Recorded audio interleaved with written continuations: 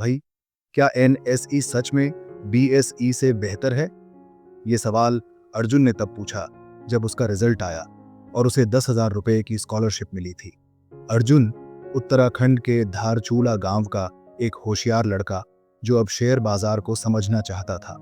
उसके बड़े भाई विवेक, जो शहर में पढ़ाई करते थे, उस दिन छुट्टी पर गांव आए हुए थे।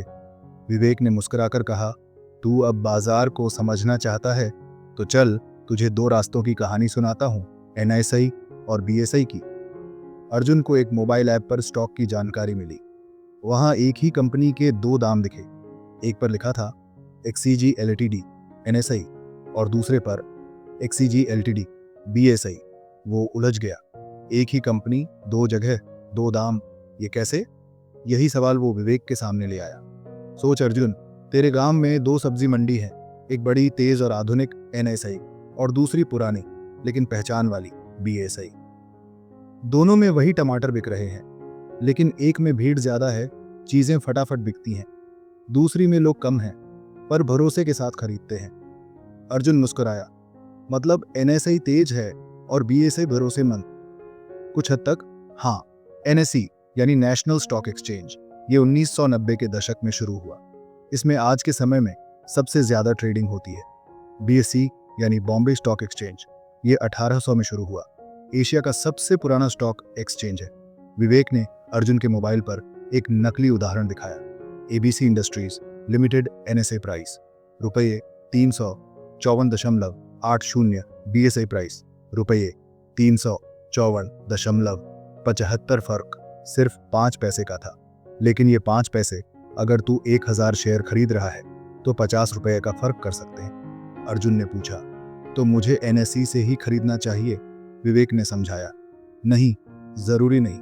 ये देखना होता है कि किस एक्सचेंज में लिक्विडिटी ज्यादा है, मतलब वहां कितने लोग खरीद और बेच रहे हैं। एनएसई में अक्सर ज्यादा होता है, इसलिए ऑर्डर जल्दी पूरे हो जाते हैं। अर्जुन ने अगले दिन अपने पुराने बक्से में पड़ी बाबूजी की डायरी निकाली। बाबूजी एक शिक्षक थे और पैसे की इज्जत करना सिखाते थे। एक लाइन अर्जुन की आंखों में ठहर गई, बाजार में सिर्फ पैसा नहीं लगता बेटा, समझ और सब्र भी लगता है। उस रात अर्जुन ने तय कर लिया, मैं सिर्फ ट्रेडिंग नहीं करूंगा, मैं सीख कर निवेश करूंगा और एनएसई या बीएसई का फर्क समझकर सही फैसला लूंगा। 3 दिन सोचने के बाद अर्जुन ने एक कंपनी का शेयर चुना। उसने दोनों एक्सचेंज में उसकी कीमत, वॉल्यूम और चार्ट देखे।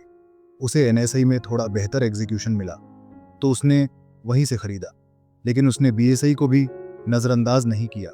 उसने एक फाइल बनाई, मेरे निवेश की कहानी, और उसमें लिखा, मैंने बाजार को समझना शुरू किया है। ये जुआ नहीं, ये धैर्य और समझ का खेल है।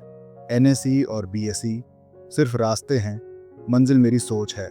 विवेक ने जाते समय अर्जुन के कंधे पर हाथ रखा और कहा, भाई, ये एनएसई और बीएसई तो 2 स्टेशन हैं, असली ट्रेन तू है।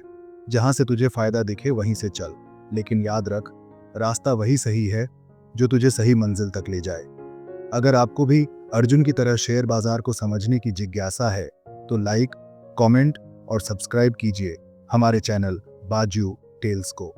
हम यहाँ आपको सिखाते हैं कहानी के अंदाज में फाइनेंशियल समझ। बाजू टेल्स, कहानी सिर्फ सुनो नहीं, जियो भी।